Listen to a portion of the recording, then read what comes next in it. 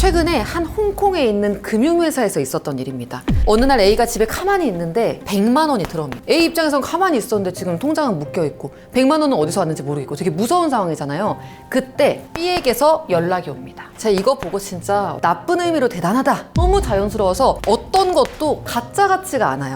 여러분, 요즘에 금융사기 엄청 빠르게 늘어나고 있는 거 알고 계세요? 2025년 1년 동안 파악이 된 금융사기 피해액만 1조가 넘습니다. 파악된 것만 이 정도지 실제로 집계되지 않은 것만 따지면 훨씬 더 많을 수도 있다고 합니다. 근데 우리 투자 얘기 많이 하잖아요. 투자에서 중요한 건 뭐다? 잃지 않는 거다. 50% 잃으면요, 원금 회복하기까지 100% 수익률을 내야 됩니다. 근데 우리가 힘들게 벌고 모으고 불려가지고 겨우겨우 만든 이 시드머니를 한꺼번에 날리게 만드는 게 이런 금융사기 같은 애들인 거예요. 내가 뭘 잘못해서가 아니야. 그냥 어떤 재난처럼 찾아오기도 하는 게 금융사기예요.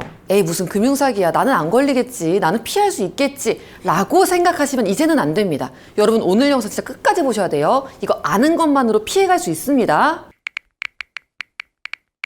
Why? 왜 이렇게 늘어났냐면요, 굉장히 복합적인 이유가 있어요. 일단 경제가 불안정하잖아. 그래서 어떻게 하면 조금 더 빨리 모으고 벌 수 있지? 좀 불안해, 뒤처지는 것 같아 하는 심리가 1차적으로 깔려 있고요. 그럴 때 금융상품 너무 다양하죠. 금융정보 너무 많죠. 그리고 어렵죠. 그러다 보니까 내가 믿을 수 있는 전문가는 없을까 하는 생각이 자연스럽게 들기 마련이에요. 그런 와중에 그런 전문가라고 주장하는 사람들이 세상에 너무 많아. 그런 사람을 만날 길목들이 굉장히 널려 있습니다. 카카오톡 오픈 채팅, 뭐 텔레그램, 쇼츠, 내가 굳이 찾아가지 않아도 알고리즘으로 나를 막 찾아오는 거예요. 근데 그렇게 해서 돈을 좀 보내볼까? 한번 믿어볼까? 하고 살짝 혹하면 디지털 금융이 너무 쉬워져가지고 송금으로 바로 몇 천만 원까지도 보낼 수 있는 게 지금 상황이란 거죠. 근데 여기까지는 예전에도 있었던 거거든요. 지금 상황이 달라진 건 얘 때문이에요. AI가 이 금융 관련된 범죄에 조직적으로 악용이 되고 있습니다. 딱 봐도 이상한 것 같은 문자 메시지 있죠. 스미싱, 이거 다 옛말이고요. 발음은 어눌한 통화, 보이스피싱, 이것도 다 옛날이에요. 이제는 진짜인지 가짜인지 구분할 수 없는 시대가 됐습니다. 지금 우리가 전보다 훨씬 더 경계를 강화하지 않으면 나도 모르게 걸려들 수가 있어요. 이게 굉장히 빠르게 바뀌고 있지만 미리 어떤 유형들이 있는지만 한번 알아놔도 혹시 모를 상황에 경계라도 할 수가 있습니다. 오늘은 대표적인 유형들이 뭐가 있는지 짚어볼게요.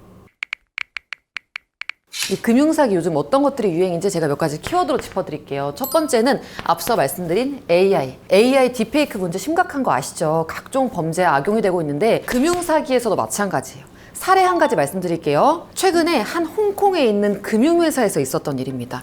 직원이 한 명이 있는데 이 직원에게 한 통의 메일이 도착해요. 그 메일을 보낸 사람은 회사의 CFO. 이 사람이 메일로 다른 곳에 굉장히 거액의 돈을 송금하라는 요청을 메일로 이 직원에게 보냅니다. 처음엔 당연히 직원 입장에서 왜 이런 걸 나한테 지시하지? 이런 거 안 했던 사람인데 하면서 가만히 있었는데요. 며칠 뒤 CFO가 소집한 한 화상회의.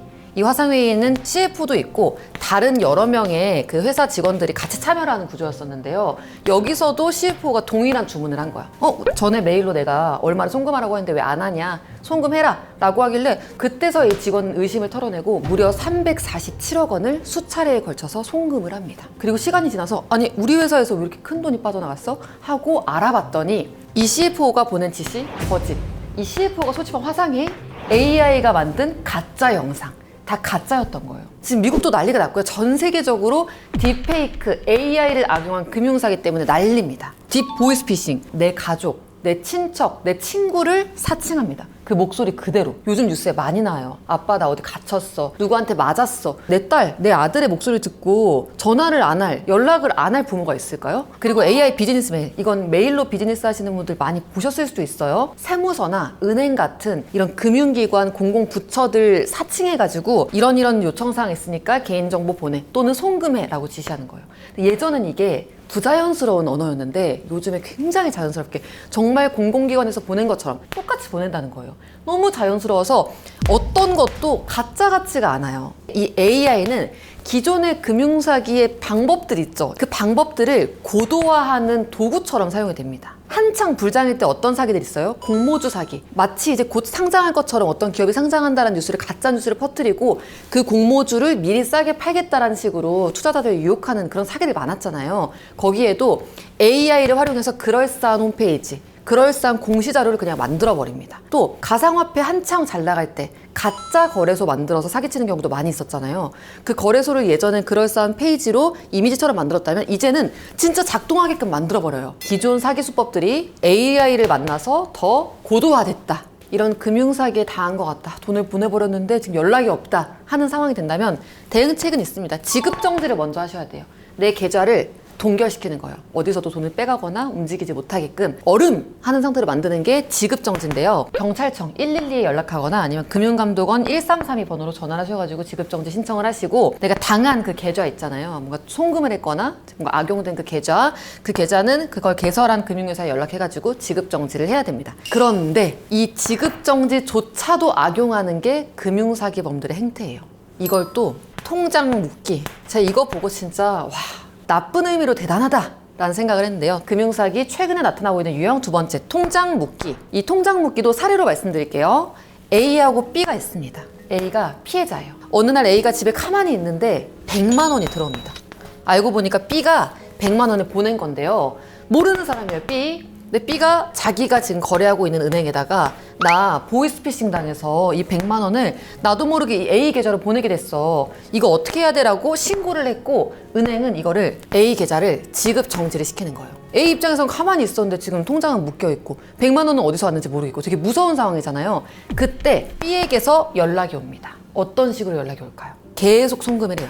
이런 식. 보내는 사람 이름 설정할 수 있는 거 알죠? 당신 나한테 지금 사기친 거야. 당신 나한테 연락 안 하면 경찰에 신고할 거야. 내 연락처 뭐뭐니까 당장 문자해. 이런 식으로 계속. 또는 당신 지금 지급정지 됐지? 계좌 얼어붙었지? 나한테 연락해주면 신고 내가 취소해 줄 테니까 연락해라. 이걸 통장 묶기 수법이라고 하는데 A 입장에서 통장이 묶였으니까 그렇게 부르는 거예요. 지급정지라는 제도가 보이스피싱 피해자들을 구제하기 위해서 만든 그 최소한의 어떤 장치인 거잖아요. 추가 피해를 막기 위해서 만들어 놓은 장치인데 그걸 지금 악용을 한 게 이 통장 묶기라는 거거든요.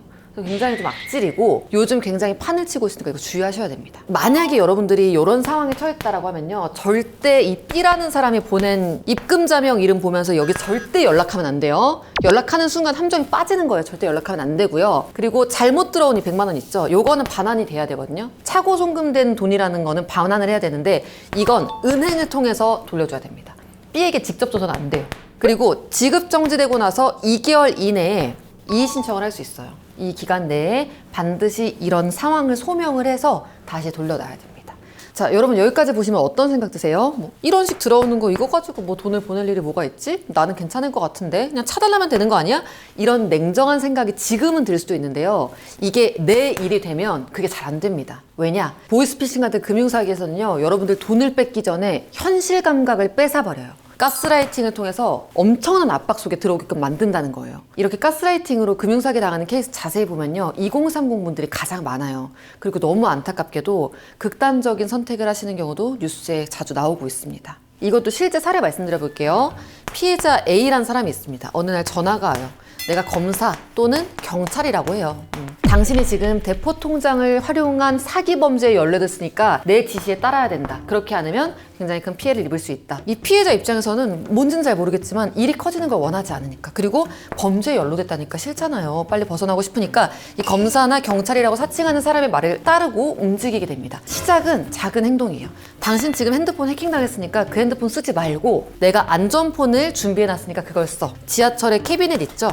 거기에 들어있는 안전폰을 수령하게끔 합니다. 이 안전폰이라고 하는 걸 통해서만 전화를 받게끔 하면서 다른 누구도 접촉하지 말고 어떤 지정한 숙박업소로 너가 들어가. 절대 가족이나 친구들에게 이 사실을 말하면 안 돼? 라고 얘기를 합니다. 숙박업소가 아니고 다른 데일 수도 있는데요. 기본적으로 고립을 시켜요, 사람을. 그 다음에 그 안에서도 계속 뭔가 행동을 지시합니다. 어디다 돈을 넣어라, 어떻게 연락을 해라, 누구한테 전화 올 테니까 받아라. 이 검사, 경찰이라는 사람들은 어떻게 얘기하냐면요, 지금 비밀 수사 중이다, 절대 주변에 연락하면 안 된다 라고 얘기를 해요. 그걸 말하는 순간 너는 굉장한 위험에 빠진다. 주변 사람들까지 흔들어지게 만든다라는 식으로 얘기를 해요. 만약에 피해자가 조금이라도 여기서 탈출을 하려고 하면 호통을 막 칩니다. 당신 지금 뭐 하는 거야? 당신 때문에 당신 친구, 가족들이 다 피해 입게 생겼다고. 비밀 수사였는데 문제가 되게 생겼다 라는 식으로 얘기를 하는 거예요. 어떤 지시까지 내리냐면 사과문 써, 반성문 써. 당신 가족들, 친구들에게 당신 때문에 지금 인생 다 망치게 생겼으니까 미안하다라고 사과문 쓰라고까지 얘기를 합니다. 안 쓸 것 같죠? 씁니다. 사과문 쓰고 막 울고. 비밀수사라는 명목으로 이 모르는 사람의 작은 지시들을 다 수행하고 난 다음이란 말이죠. 이 사람이 선택할 수 있는 건 하란 대로 하는 것밖에 없는 거예요. 그리고 거액의 돈을 송금하게 돼요. 사회초년생인데 어떻게든 해가지고 뭐 수천만 원을 송금한 케이스도 있고요. 그래서 사기범들은 이 피해자가 뭘 몰라서 속이는 게 아니에요. 이 피해자의 공포와 불안을 이용해서 생각을 멈추게 만드는 가스라이팅을 하는 거고요. 여러분 혹시라도 이런 상황에 빠지면 이거 두 가지 기억하세요. 검찰이나 경찰은 이런 상황에서 서면 통지, 공식 출석을 요구하는 거지 전화를 통지하거나 금융거래를 요구하지 않습니다. 두 번째는 뭐 비밀수사 명목으로 주변에 연락하지 말라고 한댔잖아요. 이렇게도 안 합니다. 주변 연락 차단하는 건 이거 수법이에요, 수법. 가스라이팅 하는 수법이니까 이렇게 하지 않는다는 거 미리 알고 계세요. 그러니까 여기까지 듣고 나면 나는 안 당하겠지. 검찰, 경찰 사칭하는 사람들만 피하면 되는 거 아니야? 라는 생각 들 수도 있잖아요. 근데 요즘에 한창 불장일 때 이런 미끼 수익으로 조금씩 나를 현혹시키는 방법도 있습니다. 열심히 살려는 사람 코 깨먹는 방식인데요. 우리 어피티 구독하시는 분들은 굉장히 갓생 살고 열심히 공부하고 성장하는 걸 좋아하시는 분들이잖아요. 그런 심리를 이용하는 게 또 이런 미끼 수익 방식인데 A라는 사람이 있습니다. 이 사람에게 B라는 사람이 접근을 해와서 뭐 SNS로 알게 됐대요. 해와가지고 제가 앞으로 좋은 공부 컨텐츠, 경제 공부 컨텐츠 보내드릴 테니까 같이 성장해요 라고 얘기를 해요.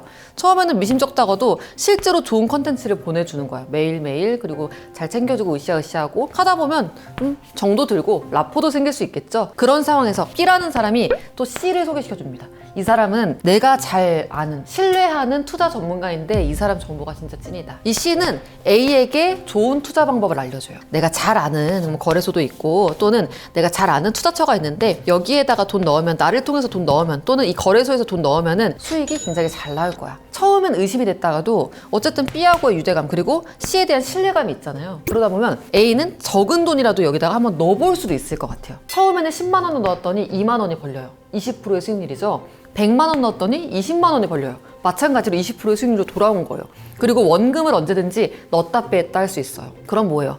여기다가 1,000만 원, 2,000만 원 안 넣으면 바보 같은 느낌이 들겠죠. 결국에는 수천만 원을 대출까지 받아가지고 이런 모르는 사람에게 입금하고 또는 거래소에 넣고 이 사람들은 사라지게 됩니다.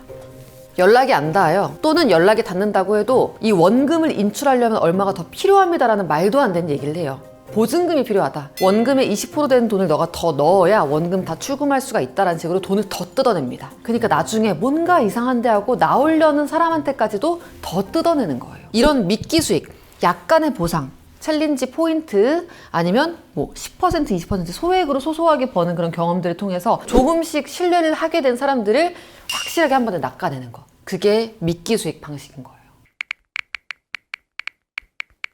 금융사기 당한 것 같다 의심되는 상황에서는 이렇게 한번 해보시면 돼요. 내가 입금하거나 송금한 금융회사에 연락해서 지급정지 신청할 수 있고요. 경찰서 112 있죠? 아니면 금융감독원 1332에 연락해서 지급정지 할 수 있도록 연결할 수 있어요. 두 번째는 이거 휴대전화 악성 앱 깔아가지고 개인정보 유출된 것 같아 하는 의심 상황 있을 때 휴대전화 일단 초기화하고 악성 앱 삭제해야 됩니다. 기본적인 거죠. 그 다음으로는 개인정보 노출 사실을 등록할 수 있어요. 이거 인터넷으로 들어가서 내 개인정보 노출됐다라는 사실을 등록하시고 그 다음으로는 경찰서에서 사건, 사고, 사실원 지금 내가 피해를 입었어. 그 사실원 자료 떼셔가지고 금융회사 가서 피해 구제를 신청할 수 있습니다.